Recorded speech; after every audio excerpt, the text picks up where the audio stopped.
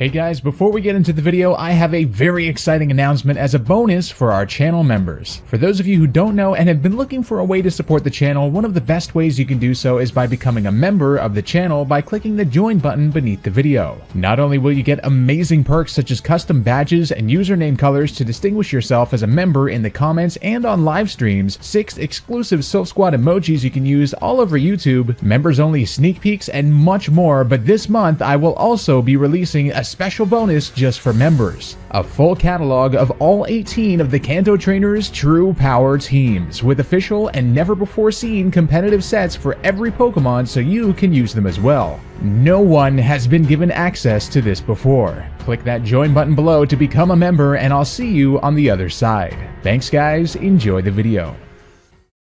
The final match of the second round in the Johto True Power Tournament is upon us, and we have one last trainer who is going to make his first appearance in the tournament today. Last time we saw an absolutely thrilling battle between two of the highest ranked gym leaders in Johto, Price of Mahogany Town and Claire of Blackthorn City, and what a battle it was as a back and forth strategic slugfest with only one trainer emerging on top, as arguably the strongest Johto gym leader, at least until the later stages of this tournament, that is. Today we get to see quite a special battle as Silver emerges in the tournament. A trainer who has no official titles but was deemed strong enough to participate takes on Morty, the current gym leader of Ecruteak City. We know that Silver did venture through Ecruteak during his travels, but it's unknown the actual status of his possible gym battle with Morty. Given that Silver did go to the Elite Four hoping to challenge them though, it is assumed that he did indeed win Ecruteak's gym badge. If so, this will be a rematch in the making for over a decade. Let's head to the team previews to see how these trainers' teams compare. Silver emerges into the tournament with a diverse and really hyper-offense team with sweepers like Gengar, Weavile, and Alakazam, but also some tankier offensive Pokemon like Magnezone and Feraligatr. One of his Pokemon is apparently not registered in our database, so we'll have to see what's going on there as the match unfolds. Silver's gonna have to be wary of Morty's defensive presence being able to strike back against his speedy threats. Morty, on the other hand, comes back to the tournament with his Mono Ghost team with a good offense and defense balance. In this match, he's going to have to keep an eye on Silver's major threats and ensure that he can absorb some heavy, super effective attacks with his defensive Pokemon. Our producers have given us the go-ahead for the match, meaning our trainers are ready for battle, so let's head to the stadium to witness what is bound to be an interesting showdown. It's time, the Untitled Trainer Silver versus Morty, the gym leader of the Ecruteak Gym. Morty starting off the battle with his Cofagrigus. A very interesting lead from him, very bulky but also very powerful offensively, whereas Silver's going to send out his Magnezone. Magnezone is also an offensive beast, perhaps not as much bulk, that is for sure. We're gonna have to see how this plays out. Magnezone going for the substitute right away. So deciding to maybe scout out what the Cofagrigus is gonna do, and it's gonna go for Trick Room. So Silver did get a free substitute off, of course, but now Morty has the Trick Room activated. So the Cofagrigus will outspeed pretty much everything you'd imagine on Silver's team, and going for the Shadow Ball to break that substitute right away. So Morty perhaps not anticipating the substitute here, but still in a relatively good position, popping the Magnezone's Air Balloon item as well, and here comes the Thunderbolt from a very powerful Pokemon, but the Cofagrigus actually ate that up pretty darn well, and here comes the Leftovers recovery too, so it is over half on its health. So now Cofagrigus becoming a scarier and scarier threat as it goes for Nasty Plot.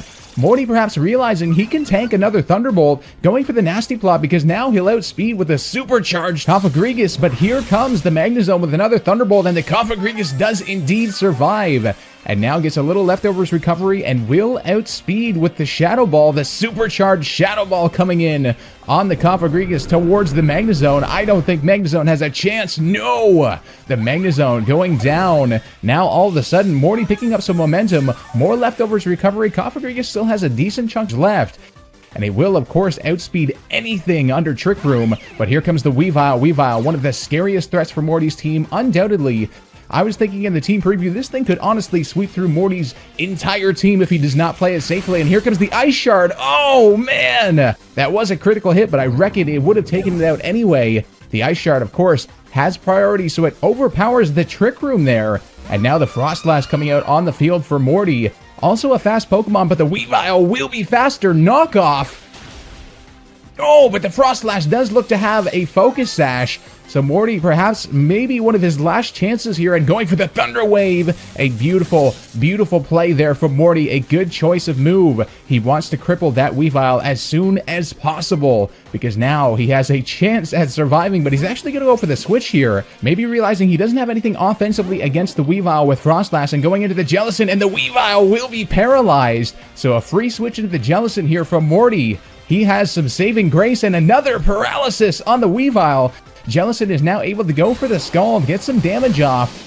Not too much. That will be a 3-hit KO on the Weavile, but he has to look out because, of course, if the Weavile does get a move off, but the Culver Berry apparently will actually lower the damage from the knockoff, and Jellicent surviving relatively well there, being able to go for another Scald, getting some good damage off on the Weavile. Weavile is within KO range now.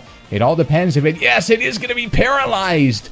Oh, Morty absolutely handling one of the biggest threats to his team, making sure to get that Thunder Wave off, and that will be the KO. The Jellicent doing a very, very good job. The Culver Berry coming in clutch there, actually. And now, the Gengar coming out on the field from Silver. Now, Morty is very familiar with Gengars, that is for sure. But does he have anything to deal with this Shadow Ball? It doesn't look like it. Jellicent going down, even despite all of its bulk. Morty, of course, does not have anything to switch into a Gengar, and the Gengar does appear to be Life Orbed as well. Now he's sending out his Dusknoir.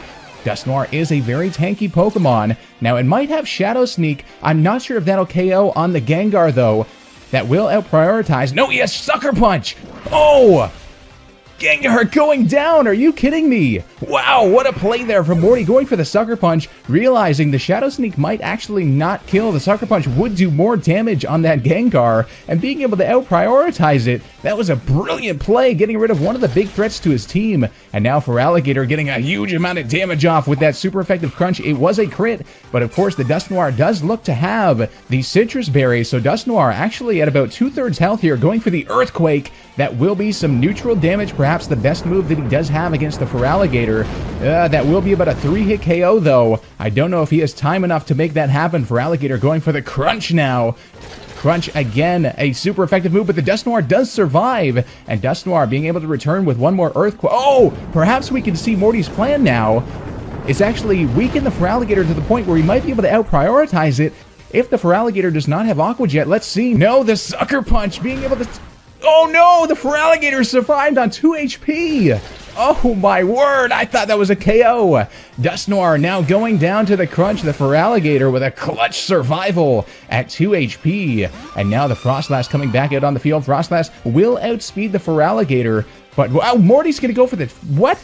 He's gonna go for the spikes, actually. He's not going to take out the Feraligatr here. A very interesting play. Now the Feraligatr will be able to take down the Froslash. Perhaps Morty looking ahead at Silver's team and looking at the Alakazam, perhaps thinking it might have a Focus Sash, in which case that would be a really good play, but we'll have to see. And now the Chandelure coming out from Morty. Now this is a terrifying prospect here, sending out a Chandelure against a Feraligatr, but Chandelure's speed is 80, and it does outspeed the Feraligatr. Feraligatr has a speed of 78, so just barely. Morty pulling off a risky play there to take down that Feraligatr, and now here comes the Alakazam. We'll have to see what happens here. It is going to get hurt by the spike, so if it had a Focus Sash, but of course, Alakazam is a fast and very powerful Pokemon, coming in with the Shadow Ball on the Chandelure, but it survives!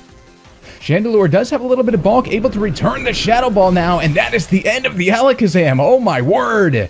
So now, Morty up 2-0. He has his Chandelure and his Gengar in the back. Chandelure getting a little bit of recovery. It does appear to be a little bit of a bulky variant.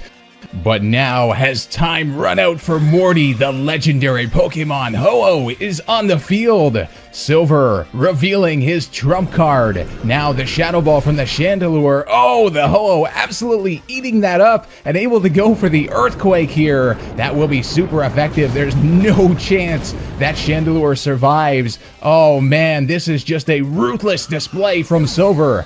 Now, Morty's whole life goal, of course, has been to catch Ho-Oh, but Silver was the one who got it. We saw him catch it in the Canon Pokemon Masters event, and now Morty is struggling. He's got his Gengar. So these are two very powerful stab moves from two super powerful attackers, but the Ho-Oh eating it up again. That was even Life Orb too. But now the Earthquake, that looks like it will spell the end of the Gengar. Yes, the Ho-Oh absolutely clutching the battle for Silver at the end, and Silver will win the battle 1-0 over Morty. Now, Morty did play exceptionally well, but Silver's power was just way too much, that is for sure. Silver will be moving to the next round of the Johto True Power Tournament, the semifinals.